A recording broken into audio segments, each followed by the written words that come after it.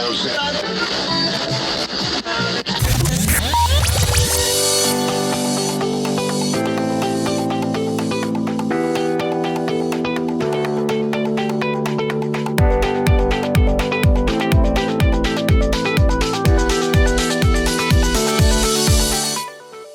to Persons of Interest, a podcast featuring interviews with interesting people doing interesting things, diving into careers, personal stories, life lessons, and more. Here's your host, Derek Dockett. I am excited to welcome a guest to the podcast that recently has been named to a new position within the St. Louis Cardinals organization. He's going to be joining the Peoria Chiefs as the hitting coach.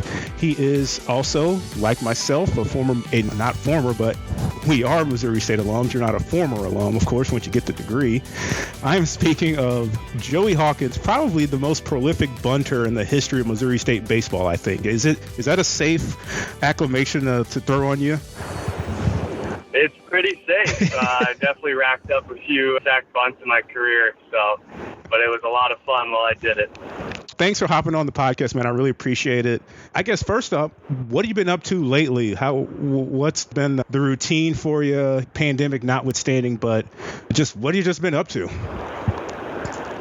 Yeah, so I think if we backtrack a little bit here and into 2020, we had a little league at the Car Shield Field in St. Louis area. So it was like a college league with some pro guys playing in it. So I actually coached in that league for a little bit while we were waiting to see what happened with minor league baseball.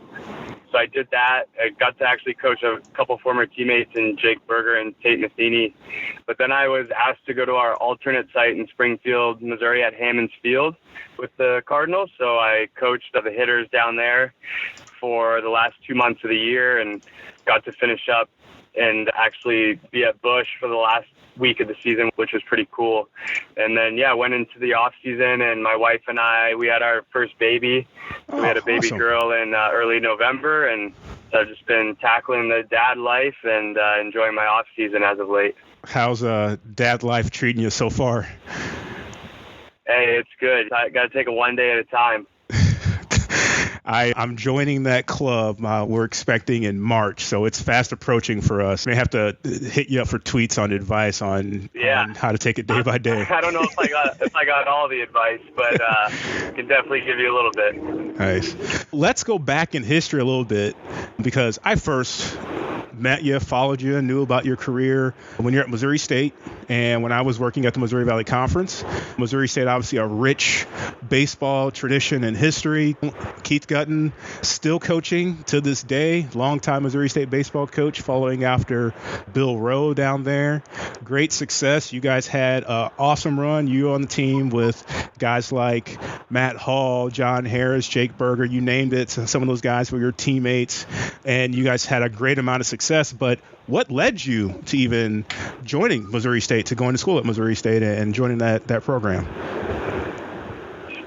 Yeah, so I grew up just outside Toronto, Ontario, and I played for a travel program called the Ontario Blue Jays, and we spent a lot of time on the road down in the U.S. playing in tournaments, and we were actually able to play a Division I schedule in the fall. So I had an opportunity to play against Missouri State when I was a high school player, which is pretty unique, and then playing in various tournaments caught the eye of Coach Evans and Coach Thomas, and they eventually recruited me along with Coach Gutton, and I just fell in love with just the combination of like beautiful facilities. You mentioned rich tradition, but one thing that I really enjoyed was the continuity on the coaching staff. There's a lot of movement in college athletics, and to see them stay in one place and build it up, that meant a lot to me and my parents too. They were sending their kid off, into a different country far away. It was a great run while we were there, and an incredible time. I still consider Springfield my second home, pretty much. And you guys, obviously, as part of the Cardinals affiliation, you've been able to give back here and there, I imagine, and even as an alum, what's that been post-graduate to go back and knowing you've had success and you're one of the guys that current players can look to and say, man, this guy's been through minors, this guy's now coaching, been doing some of the advice, things like that with current players? Yeah, I think the first part of your question going back is it's always mixed emotions. You miss the college life, the Missouri State Bear life. It was such a fun time for all of us. We had such a tight-knit group. So whenever we get together back in Springfield, we enjoy it. We love reminiscing and telling stories. It's crazy that it's over 5 years now from when we had that historic run. But yeah, I think as far as like players looking at, myself or any of our guys that came through the program at that time, I think the advice we try to give them is just that you have an opportunity, and it really the beautiful part about what Coach Gutton does there is it's your opportunity and it's your ball club, and if you can take advantage of it, you might have an opportunity to play professionally. But if you don't, it's going to lead to great things in life if you take advantage of the team portion of being a Missouri State baseball player, and just being an alumni is such an awesome feeling now. We're so well connected across different years. What's one sort of memory that stands out for you from that run? I know you guys created a lot of memories, but I'm curious from your standpoint, just one that when someone asks you about your time at Missouri State, the first thing that just pops in your head. Yeah, we had so many great things happen that year, just from like us be bonding together and getting so close to just ridiculous winning streaks, being ranked nationally for such a long portion of the year, hosting regional, national seed, playing on ESPN. There's so many great moments, but the one that I always remember and I tend to tell people and fans about is just when we hosted that regional, we played a day game, and it was a beautiful sunny day in Springfield, and I remember walking out of the clubhouse, and all you could hear was that stadium buzz. You heard people filing in, you heard the ticket buzzers going off, and then leading up to the national anthem, there was anxiety, there was nervousness, but I just remember the crowd and how loud they were when they announced all of us, and then specifically G. I don't know, it felt like we just accomplished what we set out to do. And I think looking as a coach now, when you're trying to build something, for me, I think that was a moment for G's career where it was kind of like, wow, we did it. We hosted an NCAA regional in our own ballpark, and we pretty much sold out the ballpark. Yeah, that was pretty special stuff and an awesome weekend to definitely watch being featured on national television, and the success, just all parts of it. It's the stars aligned for you guys in a big way. When during your time at Missouri State, obviously the Valley was, baseball has always been a top tier sport in terms of competition. Baseball in the Valley, historically, it's just always been that way. You guys had great battles with teams like Dallas Baptist and so on. Playing against that competition, any team stand out, your experience against other players for you? Just what do you look back against the guys that you played against during your college career, specifically in league play? Yeah, I think you mentioned it. Like, the Missouri Valley is it really is a hot spot for baseball, and it still is, and it has been for a while. I think what's unique about my specific class that came through was we got a chance to experience the Creighton and the Wichita State rivalry of the Missouri Valley. Like, obviously in basketball it's huge, but even in baseball it was a tense rivalry. You think about Gene Stevenson and Coach Gutton going at it for 30 plus years. So getting the chance to experience that was really cool, and they always had a lot of good players, both those clubs.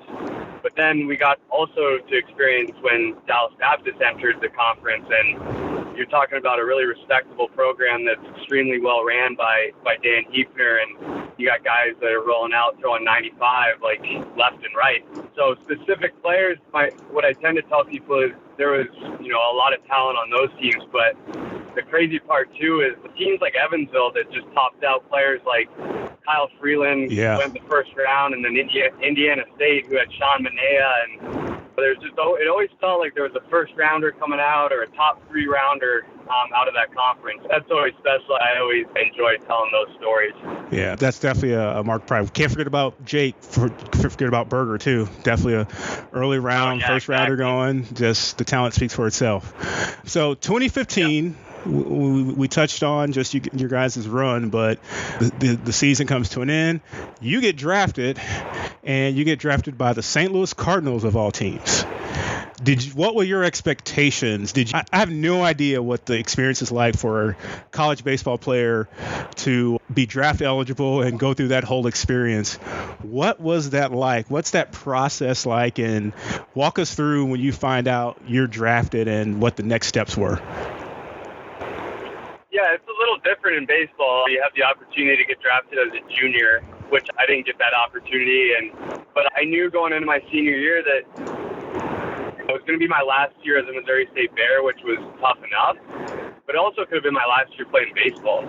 So I just wanted to go out with a bang, and I wasn't the only one that thought like that. Our senior class was all very similar. We wanted to go out with a bang. We knew we had talent.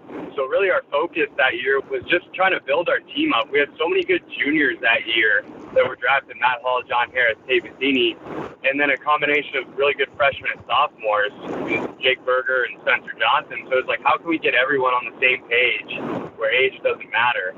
And we did that. And then I think ultimately, for me personally, I knew that if I'm playing with all those really good draft eligible juniors, there's going to be people coming out and watching them. And if you came to our games, there was pretty much 20 to 30 teams watching John Harris, Matt Hall, and Tate Bazzini every weekend. So what a great opportunity for a player like me who's going to be playing shortstop every day. So that was my approach. I just tried to be a really good team player, play hard, help my team win, and I felt like if I had a decent year, I'd have a shot to go. I know going into the draft, anything was possible. I was talking to a handful of teams, and Cardinals were one of them. I was super lucky. It's such a great organization with a ton of tradition and just great people. So I'm fortunate to still be involved in that organization, but also a chance to play was pretty special. 2015, I pulled it up. So, of course, the Bears won the league that year, won the conference tournament. Pitcher of the year was John Harris. You mentioned him. Freshman of the year was Jake Berger. Coach of the year was G. Everyone calls him G, Keith Gutton. But the defensive player of the year, that was you. So you obviously made the most of that year, getting the attention, showing off the glove skills, and that obviously helped in that draft and everything there. So did you have expectations on, the draft itself of knowing, you said the Cardinals, you knew there was interest, but there isn't like a sit by the phone kind of thing, is there? Is it just, I have no idea. That's the most intriguing thing to me because, drafts on TV and people think that's how it is, when reality, baseball, the draft is it's a grind. It hits multiple days, and when they do it on MLB Network for the first day or the first night, but it goes downward to being an online stream where they broadcast on a conference call pretty much in the towards the end of the rounds. Are you getting word that you were selected, and did you have any sort of expectations whatsoever? So had expectations to go, okay, or at least sign a free agent deal. But what's funny about it is after the first 10 rounds, it goes to basically just like an online format, and you just wait to hear your name. And my wife, now she was my girlfriend at the time, we were listening to it, and it was getting late in the draft, and I was getting down. And what's funny is two things that happened. One, you needed to hear, for me, I got drafted out of high school, so I needed to hear before they said my name, redraft ID number, and then they would say a number, and then they would follow it up with my name. But what actually happened was in, I think, the 36th round, the Cardinals drafted a pitcher with the last name Hawkins. So, we flinched in round 36 thinking that it was me, and then it wasn't. And then we heard that, redraft ID number, and then my name popped up in the 40th round. So it was stressful. I just enjoy it. Yeah. You realize that you get an opportunity, and it's time to go. And go you did. I've heard stories that the minor league life is not the easiest. What's the best way you can describe your time in the minors? Yeah, I think most guys they remember me as the grinder type guy. I went in with the mindset of trying to be a good teammate again. I knew I wasn't going to be an everyday player. I knew if I ever made it to the big leagues, it was going to have to be in a utility role, guy that could do anything, play any position, be a sponge and soak stuff up, help teammates. I was 22 at the time and playing with guys that got drafted out of high school. That were 18, never got to go to college, playing with guys that came over from Latin America that couldn't speak English. So just trying to be a good role model to those guys. I didn't have a great career statistically, but I felt like the Cardinals always trusted me. They threw me into AA at one point just to fill in and play some defense. And so I played across 5 different levels. I was always the new guy in the locker room, and I got a lot of stories from it, and that was a lot of fun. Obviously not a challenge here because you've now turned that into still being within the organization as a coach, but I had no idea you played across all those different levels. You said that's eye-opening to me because I can imagine. I try to relate that to the real world, quote unquote, real world of a job, but no one's bouncing from job to job, and you're going from within the same company, but I guess department to department to department. Do you ever struggle making relationships or any of that come to mind? I think the quality I have in my life is that I'm good at building relationships. Yeah. I'm friendly and I'm personable, so I think that always helped me. The crazy story from my last year was I think in the month of August, I went from Johnson City to Springfield, and then we hopped on a road trip down to Frisco, Texas, and then Midland, Texas, and then I got sent down to State College, which was Able in Pennsylvania, and I flew to Cleveland. My goodness. To meet them on the road, and then bus back to Pennsylvania, and then I got sent back to Johnson City and had to meet them on the road, and then we went on a playoff run, and we won the whole league that year, which was really fun, but my suitcase never caught up to me. So wow. I was living out of a little duffel bag with about 3 outfits, so my laundry was pretty consistent. That is, legit grind. I can't imagine doing that. That is wild. So what? Yeah, it was pretty fun. Did you know that you had a future in coaching? Was coaching something you always wanted to do? Yeah, so I think growing up in the Ontario Blue Jays organization, we spent a lot of time in our indoor facility, and I always loved creativity when it came to our practices. So that was when it first caught my eye, and then I always loved leadership as a student athlete, especially when I got to college. I got to take a leadership class at Missouri State, but then obviously just playing under Coach Gutton, Coach Evans, Coach Thomas, Coach Thompson, all those guys, you learn a lot of different leadership styles. And then I had the opportunity to be a captain for 2 years. So for me, it started coming naturally, the leadership stuff. I enjoyed being the player that could help guys out, whether it was on the infield or in the dugout, and just being a positive voice. When I was in the Cardinals system, I just tried to learn from our managers and coaches. Chris Swager, who played a bunch of years in Springfield for the Cardinals there, was my manager one year, and he really took me under his wing, and actually on the same staff now in Peoria. Yeah. So full circle. But I knew later on in my playing career that I wanted to definitely coach, and when I got done playing and got released, I hopped right into it. Nice. So I saw you this summer, ran into that. That's why I reconnected. You mentioned earlier in our conversation about the Car Shield Collegiate League, which popped up partly due to the pandemic, some of the summer leagues not going the way they traditionally want to, but here in O'Fallon, Missouri, the league popping up with a lot of good college talent, high school talent playing, and you were leading one of the squads. What was that experience like? You talked about being around some of the other Missouri State guys that were also either playing or also coaching in it as well. Different sort of atmosphere, but I gather you probably took away some good experiences from that as well, being able to, like you talked about that leadership thing, being able to lend your advice to some young ears. Yeah, it was a great opportunity. We were able to play 30 games safely. Obviously, we were in the middle of the pandemic, so we didn't get to do much practicing or anything like that. So I just told the guys, the team that I was managing before we started the season, was basically, I'm just going to coach off of how we play in games and take advantage of this opportunity, because a lot of kids don't get to play baseball this summer. And it worked out well. It was good for me too, learning how to manage a game and a bullpen and pitch counts and stuff like that. And we had a wide variety of players. We had Spencer Nivens and Eric Loomis, who were Missouri State commits. They weren't even on campus yet. We had college players like Jimmy Overtop, who's a St. Louis kid who's at Michigan. And then we also had, like I said earlier, Tate Nadini and Jake Berger, who are upper-level minor league players. Were playing in the league, getting at bat. It was a lot of fun for me. I had to manage some different personalities, and that was a good experience. Who did you have? I was going to ask that. You talked about managing personalities.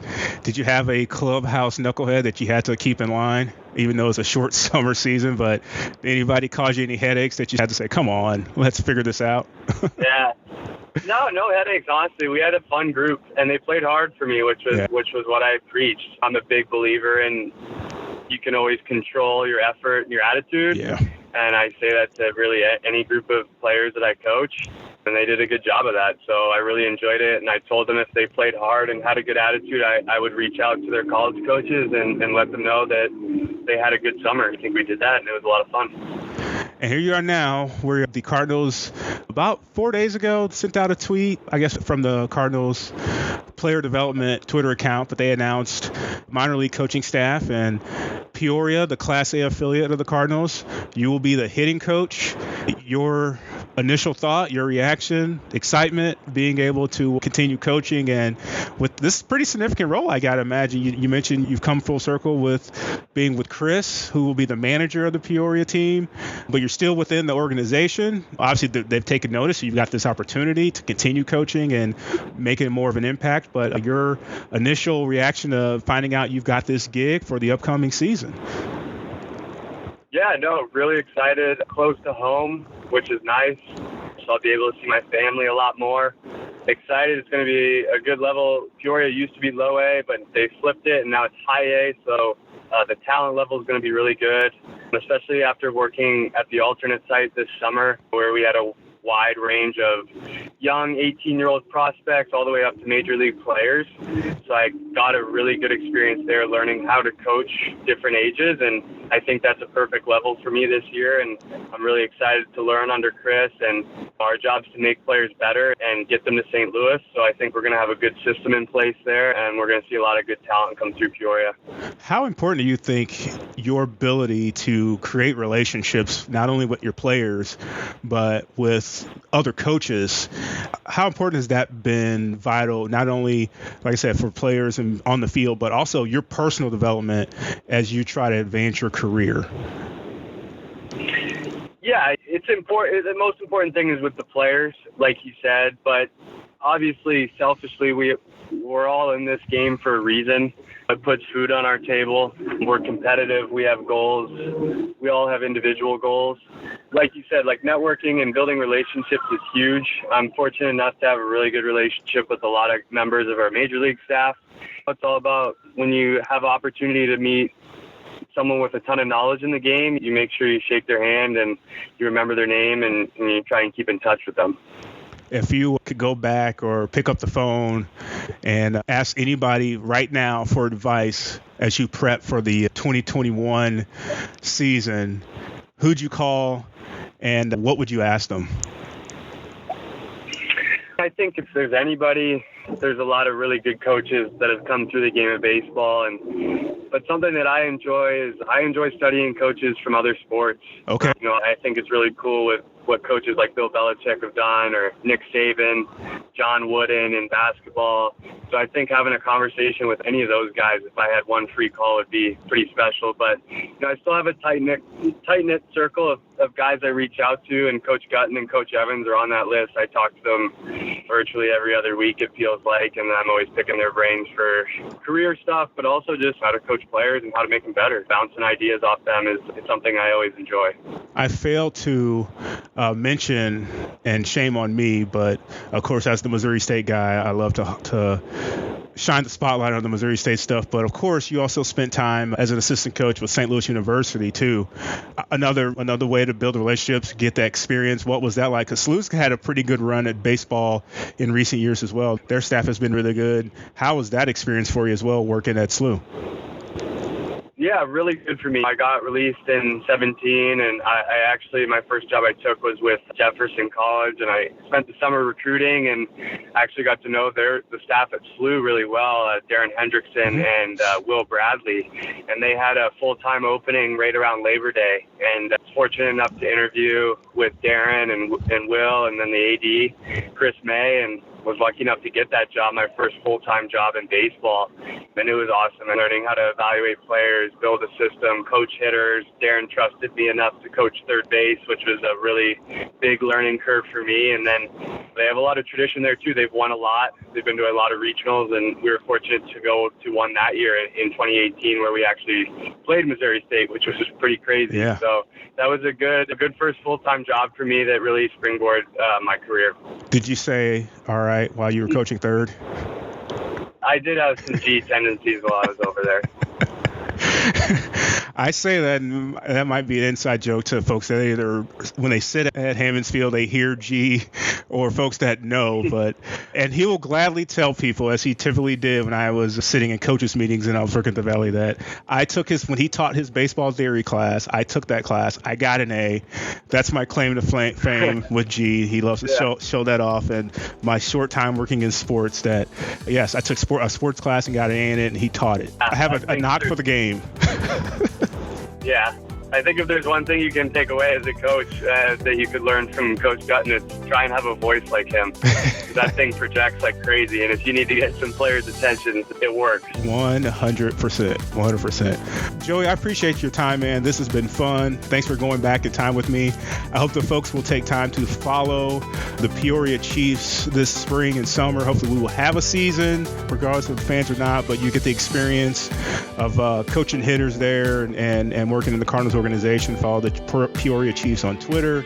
Follow you. I know you don't tweet a whole lot, but every once in a while you hop on there and share stuff. J_Hawk12. And wish you nothing but the best, man. Keep it going, and who knows, maybe one day we find you managing a major league team in the future. No, yeah, I appreciate you having me on. Always good to connect with fellow Missouri State alum, and it was a great conversation, and all the best to you. Thanks for listening to this episode of Persons of Interest. This podcast is a personal project with the goal of sharing stories that might inspire others to create their own path. If you enjoyed this episode, please leave a rating and review on your favorite podcast platform. If you have a guest suggestion, you can reach Derek on Twitter at @DDocket. This has been Persons of Interest.